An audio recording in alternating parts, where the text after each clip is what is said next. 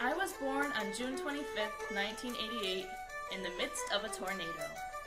My mom said I came into the world quietly, but once I got a look around, boy did I start screaming. From day one, I made my opinion heard if there was something that I thought was wrong in the world. It soon became apparent that I had a problem with the gender binary and its inherent inequalities. Long before I ever heard feminist theory, I refused to be patronized for being a cute little girl and instead demanded respect for being a person.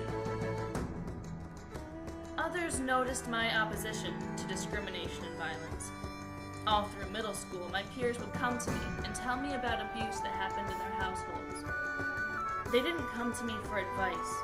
They came because I was a good listener. Through high school, I stood by friends through abusive relationships and rough family situations. My mom went back to college when I was in high school, earning her bachelor's degree in sociology.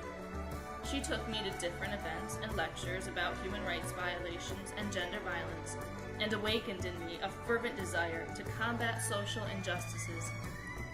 I finally understood that it was okay for me to be pissed off by violence and discrimination, and I could finally put words to my ideas.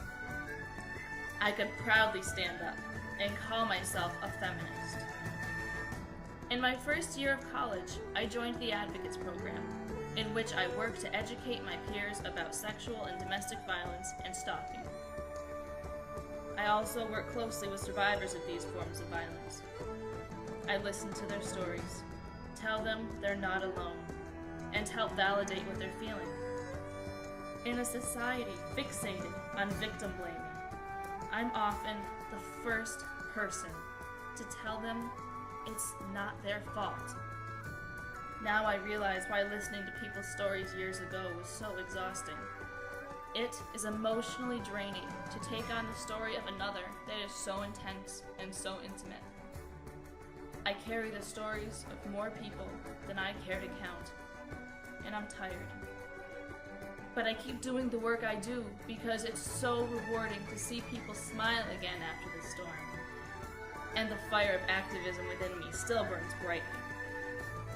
Everyone deserves to tell their story.